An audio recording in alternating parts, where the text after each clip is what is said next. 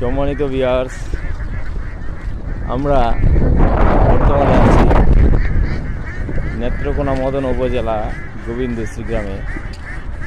গোবিন্দশ্রী গ্রামের সামনে এই যে হাওর দেখা যাচ্ছে, বিশাল বড় একটি হাওর, অনেক সুন্দর একটি গ্রাম। এই যে সাবমার্সেবল রোড মদন টু কালিয়াজুরি, এই যে রাস্তার পাশেই দেখতেছেন বিশাল বড় একটি হাওর। এই যে অনেক বড় একটা হাওর আমি দেখাচ্ছি, যে শুধু পানি আর পানি। আর এটা হলো গ্রাম।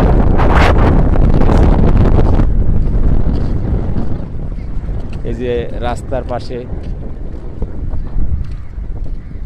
এই রাস্তাটা আর একটু পানি হইলে ডুবে যাবো। এটা সাবমার্সেবল রোড।